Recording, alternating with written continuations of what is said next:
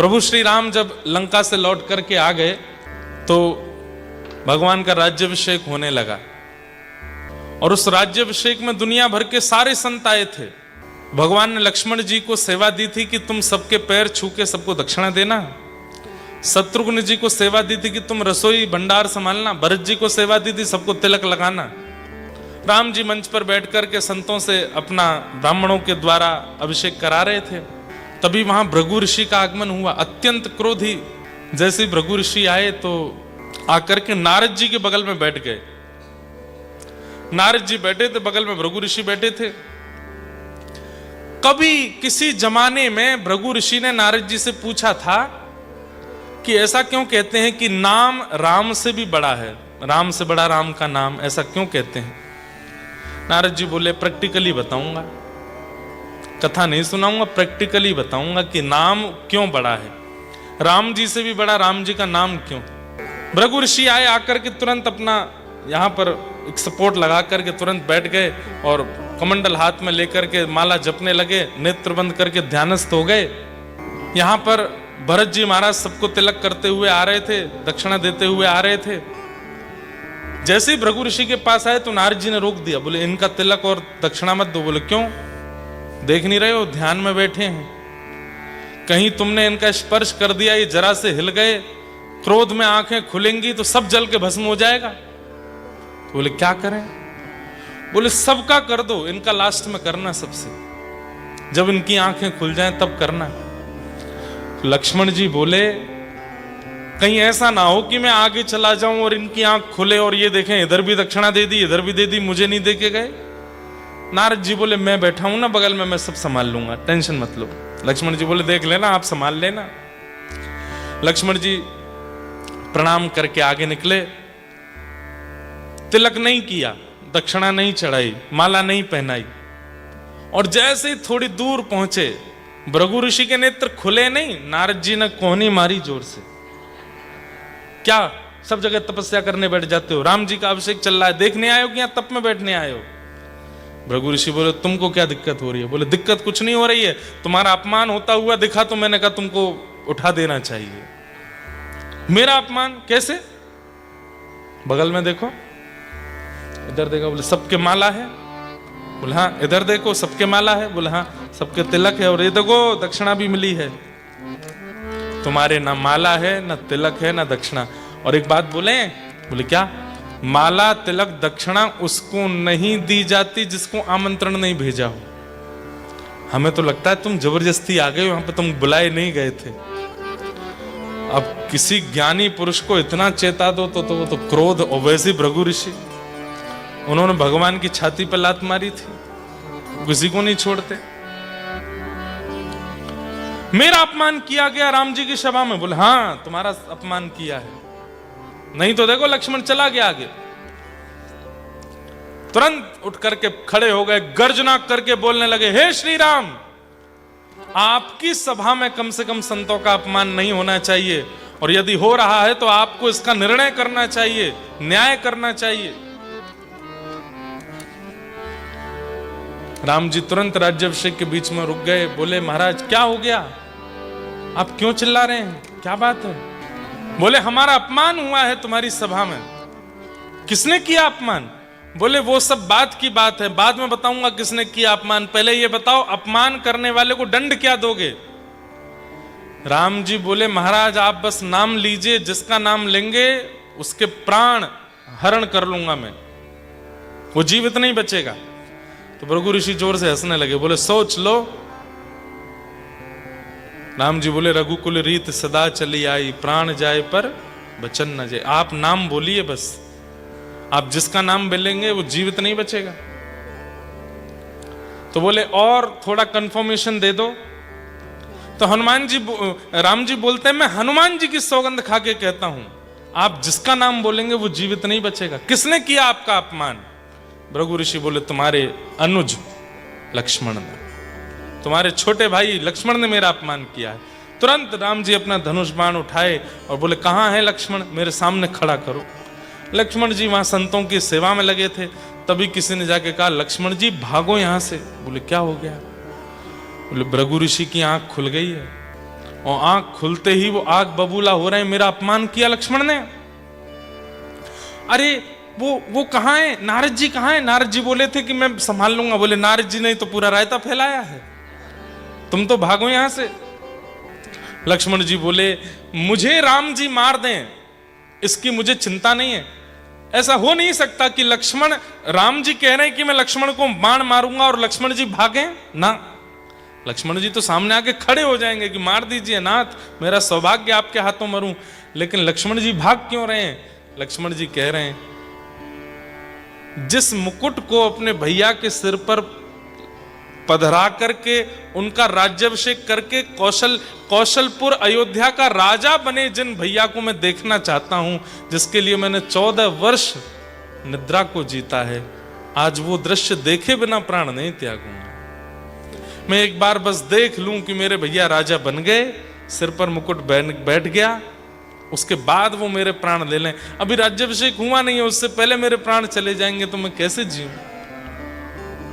एक बार राजा राम देखना चाहता हूं, उसके बाद प्राण चले जाएं, तो इसलिए भाग रहे थे। हनुमान जी को ढूंढने लगे, वही बचाएंगे। ढूंढते ढूंढते हनुमान जी को ढूंढने लगे, हनुमान जी नहीं मिले। बोले अब कहां जाऊं?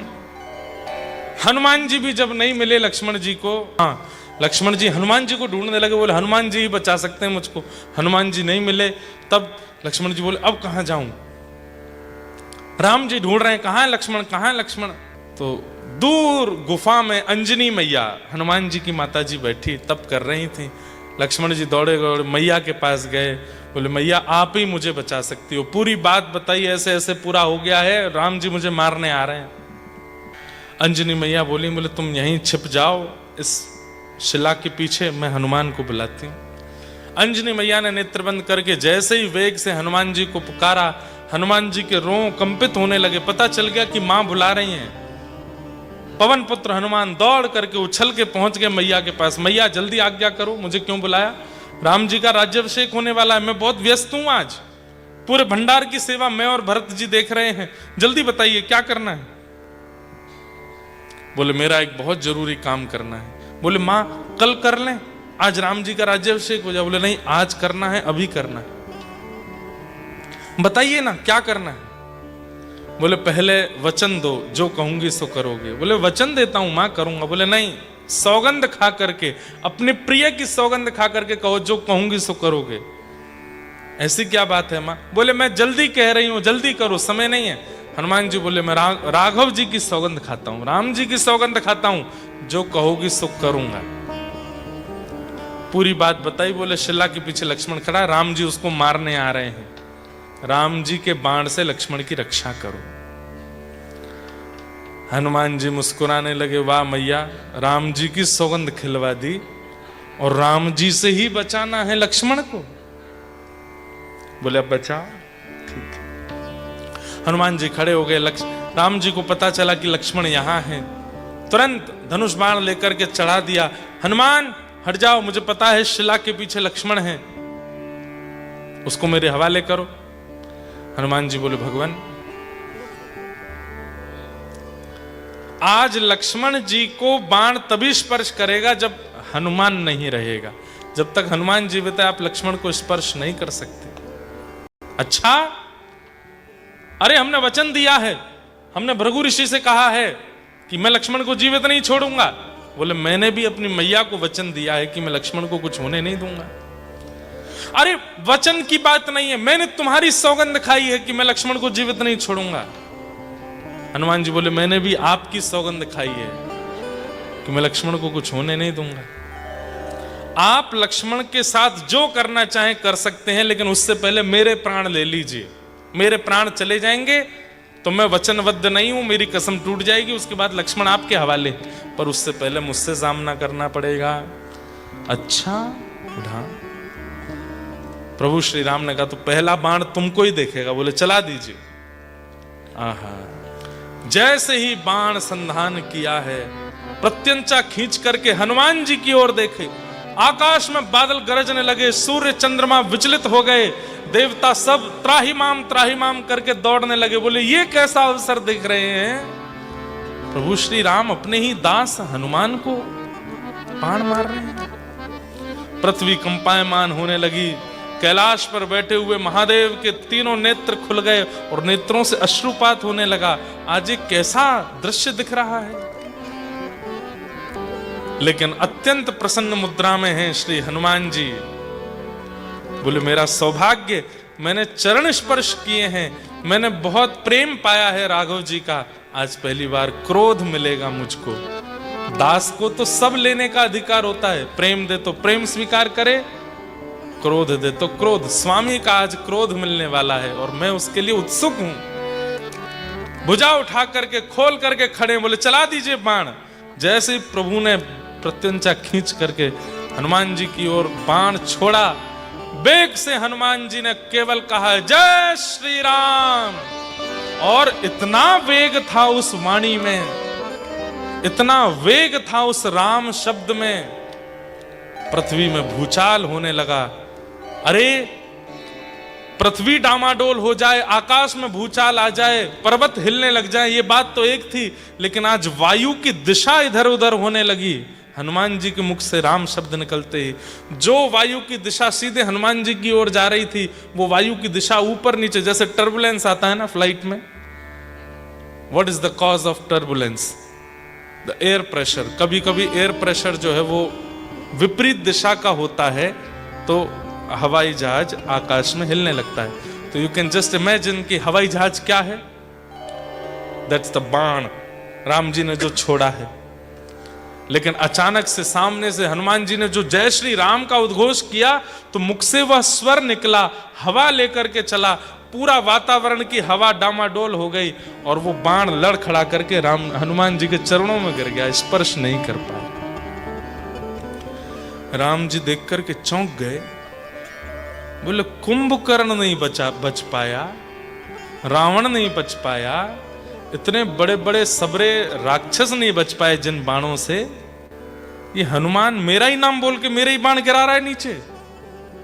दूसरा बाण चलाता हूं। दूसरा बाण लेकर के फिर चलाया और तेज जय श्री राम का, वो भी नीचे गिर गया।